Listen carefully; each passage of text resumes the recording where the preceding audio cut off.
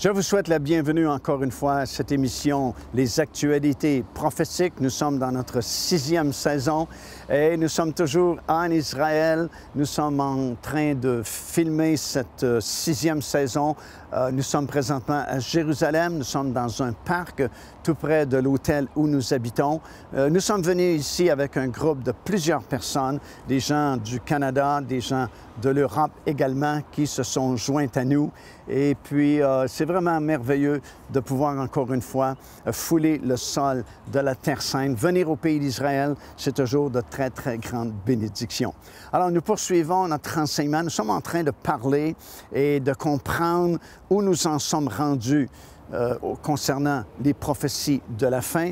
Évidemment, il y a beaucoup de signes qui nous ont été donnés dans la parole du Seigneur, des signes concernant Israël, justement, le peuple juif. Des signes nous ont été donnés concernant les nations et d'autres signes nous ont été donnés concernant l'histoire terrestre de l'Église du Seigneur Jésus-Christ. Et tous ces signes, comme nous le savons, sont déjà derrière nous. Ils ont été accomplis. Alors la question un peu que nous nous posons, c'est où est-ce qu'on en est rendu? Quels sont les autres signes à venir? Est-ce qu'il y a des événements majeurs qui restent à se produire avant que la trompette ne sonne et que les croyants ne soient enlevés? Bien, on est en train d'essayer de répondre à cette question en examinant justement certains événements qui sont prophétisés dans la parole du Seigneur sous la forme de 4 conflits, 4 guerres qui sont prophétisées dans les Écritures, notamment la guerre de Gog et Magog que nous avons étudiée, la guerre de l'Antéchrist qui se produira après la confirmation de cette alliance pour une durée de 7 ans. Il y a la 3e guerre, celle d'Armageddon, qui se produira à la fin des 7 années de tribulation. Et finalement, cette 4e guerre ou 4e conflit de très, très courte durée qui se produira après l'établissement du royaume de Dieu et après ce règne de 1000 ans, alors que Satan sera relâché de sa prison pour quelque temps seulement et provoquera cette dernière révolte contre le Seigneur. La guerre de l'Antéchrist, comme nous l'avons partagé avec vous dans l'émission précédente, telle qu'elle est décrite dans le 6e chapitre du livre de l'Apocalypse, va marquer le début des jugements de Dieu. Tandis que la confirmation de l'Alliance pour une durée de 7 ans va marquer le début des 7 années de tribulation. Alors, comme on l'a dit, et je le répète souvent parce que souvent les gens apprennent par la répétition. Alors, le dire une seule fois, normalement, ce n'est pas suffisant pour qu'on puisse comprendre. Mais je le répète souvent pour que vous soyez bien sûr, bien certain de cette déclaration. Les 7 années de tribulation ne peuvent débuter tant et aussi longtemps que l'Alliance n'est pas signée pour une durée justement de 7 ans. Alors, dès que la confirmation de cette alliance sera signée, les 7 années de tribulation débuteront et là, on ne peut rien changer. Le compte à rebours, désormais, a commencé. Désormais, c'est calculé en mois, c'est même calculé en jours dans la Bible. Alors, on ne peut pas changer, on ne peut pas revenir en arrière. Ce sont 7 années de tribulation. Par contre, les jugements de Dieu ne débutent pas tout de suite après la confirmation de cette alliance. Les jugements de Dieu, la colère de Dieu, débutera uniquement lorsque le premier sceau du livre à 7 sceaux sera brisé.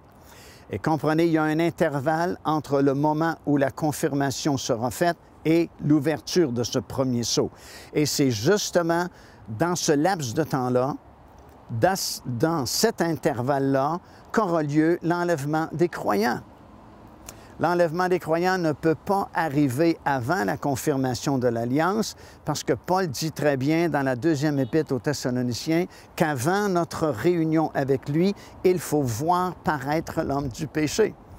Et le moment où nous verrons l'Antéchrist, que nous reconnaîtrons que c'est lui l'Antéchrist, c'est justement à ce moment-là où il confirmera cette alliance pour une durée de 7 ans.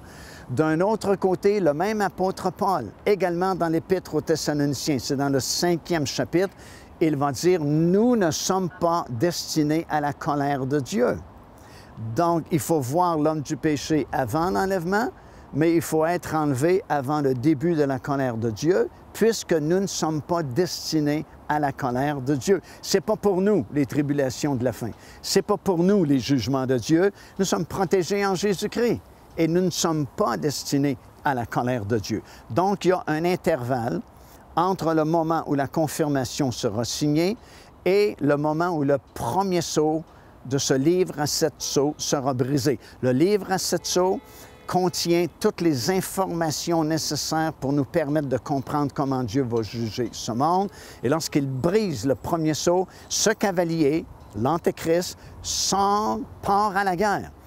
Alors, lorsque le cavalier monté sur le cheval blanc dans le livre de l'Apocalypse, chapitre 6, part à la guerre, ce n'est pas le moment où il confirme l'alliance.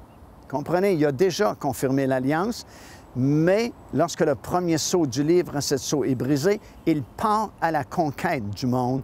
Ça ne marchera pas tout de suite parce que ça va lui prendre 3 ans et demi avant d'atteindre son but.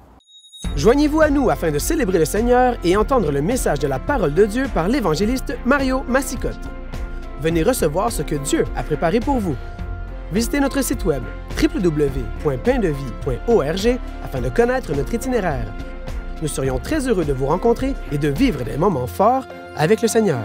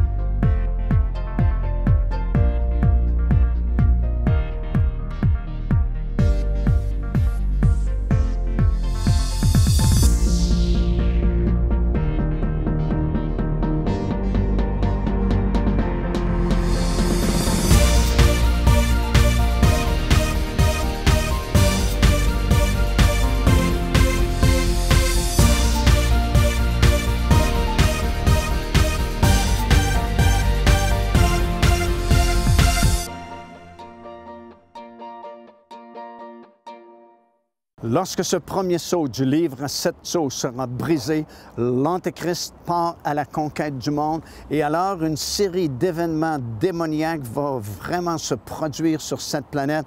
Et je fais un tableau pour vous que vous allez voir sur l'écran. Immédiatement après que ce premier sceau fut brisé, la Bible dit que la paix fut enlevée de la terre. Si la paix fut enlevée de la terre, c'est qu'il y avait eu une entente de paix préalablement. Et effectivement, on a confirmé une alliance de paix pour une durée de 7 ans. Il y a ce laps de temps que je viens de vous expliquer qui va permettre à l'Église d'être enlevée. Puis le premier sceau est brisé, l'Antéchrist part à la conquête du monde et à ce moment-là, la paix de la terre est enlevée. Deuxièmement, ça sera suivi d'une famine mondiale, non seulement dans un pays ou 2 pays, mais la Bible affirme que partout sur la planète, il y aura une famine et que le salaire habituellement d'une personne va suffire à lui acheter son pain ou sa nourriture pour une seule journée. Alors, ce sont des temps vraiment très difficiles qui seront à l'horizon. Suivi d'un désordre social. La Bible dit qu'il y aura une violence extrême. Les gens vont même s'égorger les uns les autres durant cette époque-là. Suivi des premiers martyrs de la période des tribulations. Plusieurs de ces vierges insensées qui auront manqué l'enlèvement de l'Église, mais qui ont fait le plein d'huile, témoigneront avec force et puissance le nom du Seigneur Jésus-Christ. Et ce seront, remarquez, les seules personnes sur toute la terre qui sauront exactement ce qui vient de se produire parce qu'elles étaient au courant de cette doctrine de l'enlèvement de l'Église dans les derniers jours. Ce sera suivi d'un ébranlement atmosphérique que vous lisez dans le 6e chapitre du livre de l'Apocalypse, où il y a un désordre non seulement sur la terre, mais aussi dans les airs. Ce sera suivi du sceau de protection des 144 000 Juifs, 12 000 des 12 tribus d'Israël, qui seront protégés jusqu'au milieu des 7 années de tribulation, c'est-à-dire 3 ans et demi, et alors ils seront enlevés au ciel, au chapitre 12 de l'Apocalypse, et nous les verrons dans le 14e chapitre du livre de l'Apocalypse, debout devant le Seigneur, se tenant sur la montagne de Sion, celle qui est au ciel.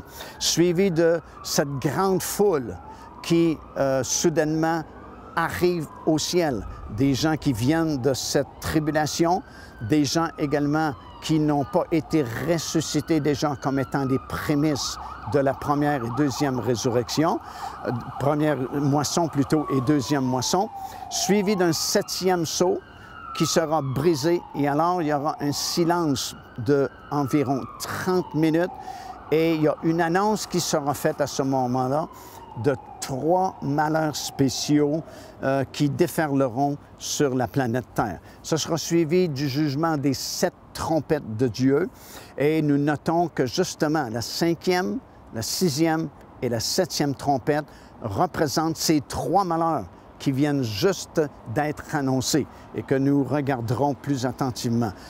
Justement, la 5e trompette, c'est le premier malheur. C'est cet ange à qui on a donné la clé du puits de l'abîme, qui va ouvrir le puits de l'abîme et va permettre l'invasion de tous ces anges déchus qui ont créé cette génération, cette race de géants à l'époque de Noé. Ce sont des anges qui faisaient partie de ce groupe-là qu'on appelait les veilleurs, tel que nous le lisons dans le livre de Daniel, et qui, selon Jude, dans le Nouveau Testament, et l'Épître de Pierre aussi en parle, n'ont pas gardé leur dignité, mais se sont accouplés avec des femmes sur cette terre et ont produit cette race de géants. Bien, ils ont été jugés et ils ont été envoyés au fond même de l'abîme. Si vous étudiez le mot « abîme » dans votre Bible, vous allez réaliser que c'est un endroit réel, mais qui n'est pas au même niveau. Il y a différents degrés de profondeur, et ces anges déchus sont dans la partie inférieure de l'abîme, dans la région la plus basse de l'abîme, mais feront surface à l'occasion du jugement de cette 5e trompette, qui représente aussi le premier malheur d'une série de 3 malheurs, et il y a des choses terribles qui se produiront évidemment à ce moment-là. Deuxième malheur, c'est la 6e trompette, alors que nous lisons qu'il y a présentement, et au moment même où on fait cet enregistrement, il y a 4 entités, super-entités, liées au-dessus du fleuve Euphrate, dans la région de l'Irak, qui attendent l'année, le mois, le jour et l'heure précise où un ordre leur sera donné et ils seront déliés et ils provoqueront une invasion d'une armée de 200 millions de démons qui envahiront la terre également. Et c'est pourquoi ça s'appelle un deuxième malheur. Puis suivi d'un 3e malheur qui viendra, que je vous expliquerai un peu plus tard, alors qu'il y aura cette guerre dans le ciel. Satan est expulsé hors du ciel avec tous les autres anges qui sont avec lui, et c'est la parution vraiment de l'Antéchrist à titre de gouvernement mondial. Et désormais, pour les dernières 3 années et demie de cette longue période de 7 années de tribulation, le monde sera gouverné par Satan lui-même. Et c'est pourquoi, mon ami, on est mieux d'être prêt et faire partie de cet enlèvement avant que tous ces jugements de Dieu ne s'abattent sur cette planète, parce que nous ne sommes pas destinés, encore une fois, à la colère de Dieu. Devenez partenaire avec ce ministère par votre soutien financier et aidez-nous à planter le flambeau de l'Évangile à travers le monde entier. Vous recevrez un enseignement audio à tous les mois de la part de l'évangéliste Mario Massicotte, ainsi que notre bulletin de nouvelles prophétiques incluant des enseignements bibliques, des nouvelles du ministère et des commentaires sur les actualités prophétiques. Débutez dès aujourd'hui en visitant notre site web www.paindevie.org ou par courriel à info@paindevie.org. Lorsque finalement cette 7e trompette va sonner, ça représente le 3e malheur d'une série de 3 malheurs, comme nous avons remarqué il y a quelques instants. Et c'est cette guerre-là qui aura lieu au ciel entre Michel, qui commande l'armée de Dieu, et Satan lui-même, qui a toujours jusqu'à ce moment-là accès dans les lieux célestes. Il sera précipité hors des lieux célestes, lui et tous les autres anges méchants qui sont avec lui.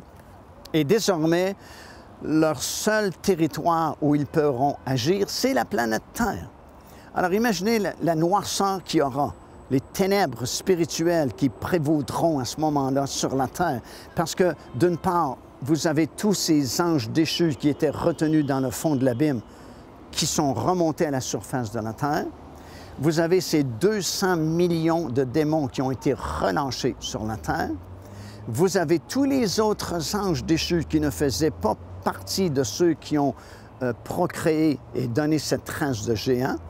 Et tous ces autres anges déchus qui ne sont pas de la même catégorie que ces 200 millions de démons. Et Satan en personne, tout ce monde-là, toutes ces créatures-là seront exclusivement, uniquement sur la planète Terre. Et la majorité des croyants sont disparus, sont au ciel. Ils ont été enlevés. Alors imaginez, si vous pensez que ça va mal sur la planète présentement, c'est vraiment comme un pique-nique de l'école du dimanche en comparaison à ce qui va arriver bientôt. Et c'est pourquoi c'est écrit ces choses-là dans la parole du Seigneur pour nous, afin de nous enlever le goût de ce monde et nous donner le goût de la préparation pour ne pas manquer justement ce moment-là très important où la trompette va sonner et que nous monterons dans les airs à la rencontre du Seigneur Jésus-Christ. Alors lorsque cette septième trompette sonnera, c'est cette guerre qui se produit au ciel. C'est bien le dernier endroit où on penserait avoir une guerre, mais pour l'instant, les lieux célestes du moins, Satan a accès à cet endroit-là. Mais là, il n'y a plus accès seulement sur cette terre. Et au même moment, on est là au milieu des 7 années de tribulation, et c'est le moment où l'Antéchrist réussit dans ses entreprises et parvient à prendre le contrôle mondial. Et ça coïncide avec ce moment-là où Satan lui-même est précipité sur la planète. Et c'est le moment où il va y avoir cette cérémonie d'inauguration parce que le monde est derrière lui. La plupart des gens sont derrière cet homme-là. Et puis finalement, il a conquis ce qu'il devait conquérir. Et puis c'est le moment où il sera introduit comme gouvernement mondial, gouvernant le monde entier. Et malheureusement, lors de cette cérémonie, quelqu'un dans la foule va le tuer. Et la Bible dit, il va le tuer avec un coup d'épée. Alors, ça ne peut pas être symbolique. C'est une épée qui va tuer cet homme. Il est vraiment mort, il est tombé mort. Mais soudainement, oh surprise, un autre personnage démoniaque fait son apparition que la Bible appelle le faux prophète. Bon, on ne parle pas du faux prophète avant le milieu des 7 années de tribulation.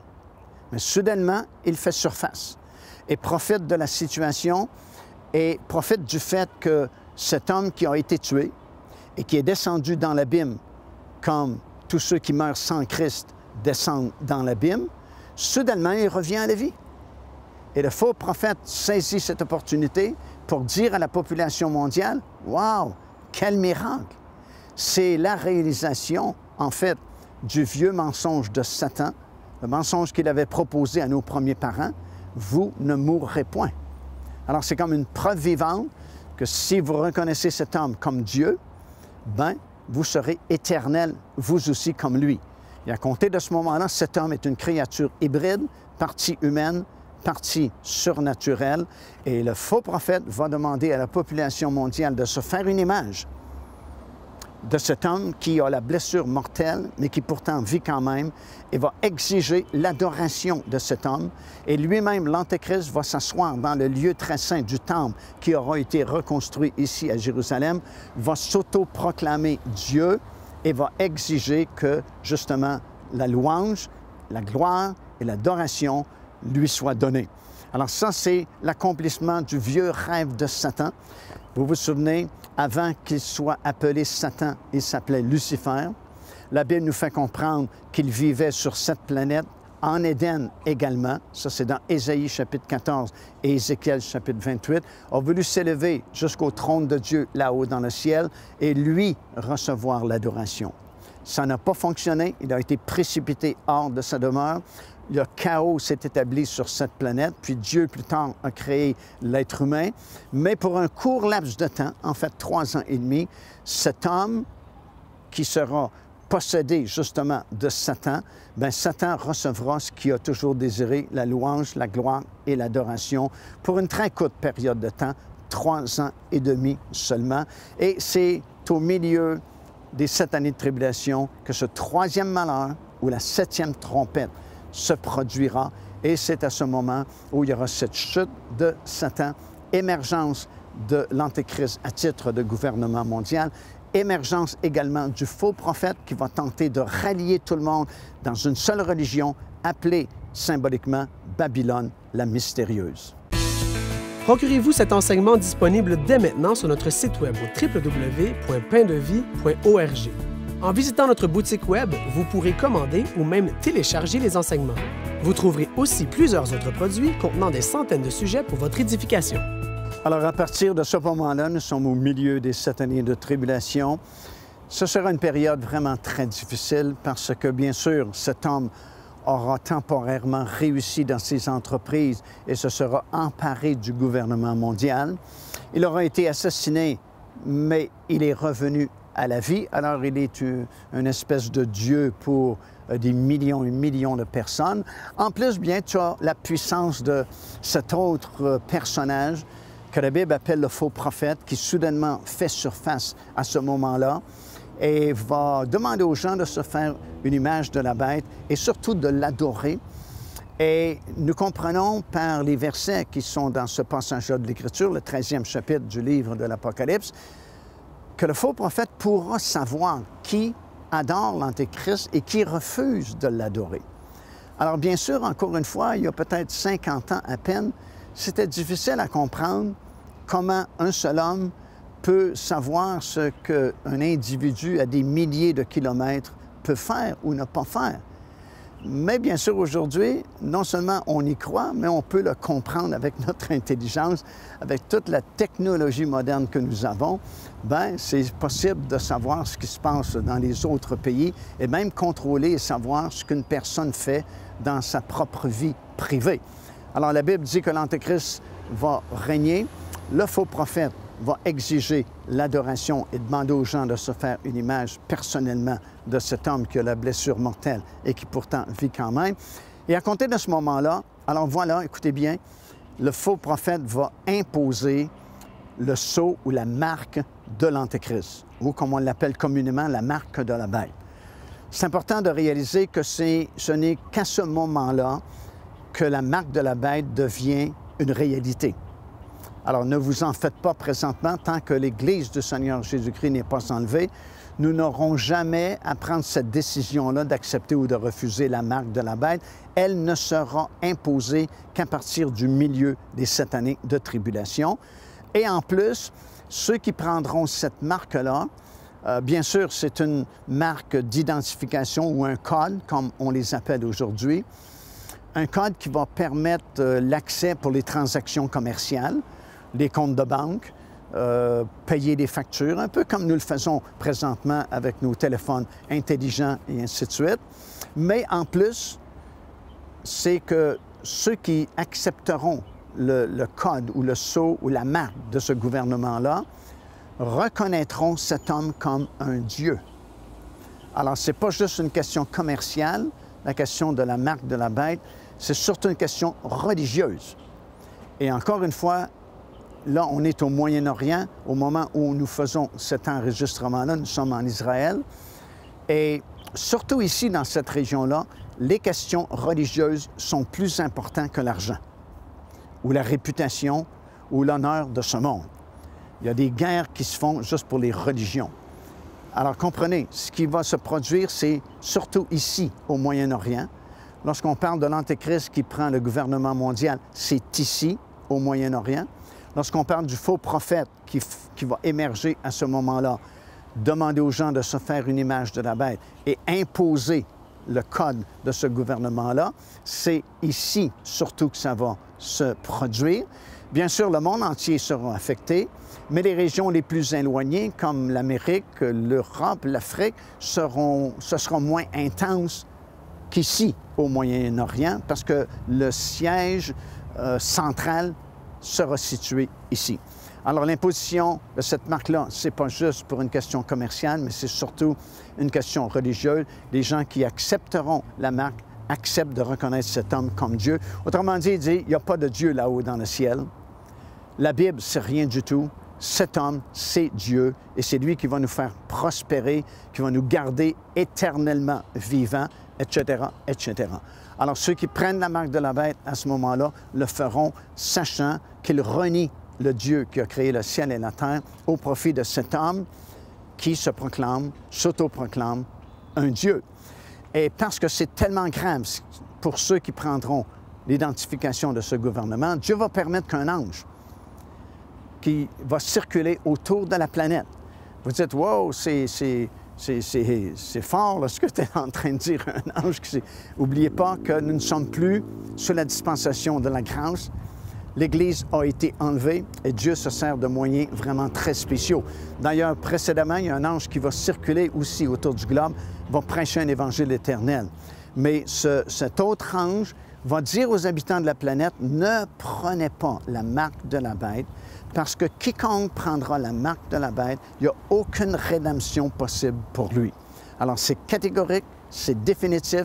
Si tu reconnais cet homme comme un Dieu, c'est fini, il n'y a pas de repentance possible, parce que c'est quelque chose de vraiment très sérieux, très grave.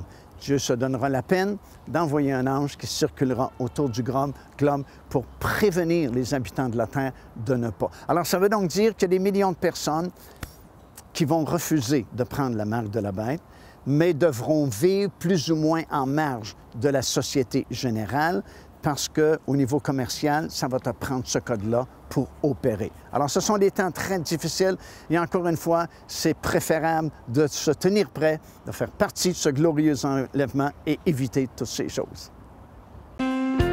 Car Dieu a tant aimé le monde qu'il a donné son Fils unique, afin que quiconque croit en lui ne périsse point, mais qu'il ait la vie éternelle. Téléchargez gratuitement l'enseignement « Le salut, c'est quoi ?»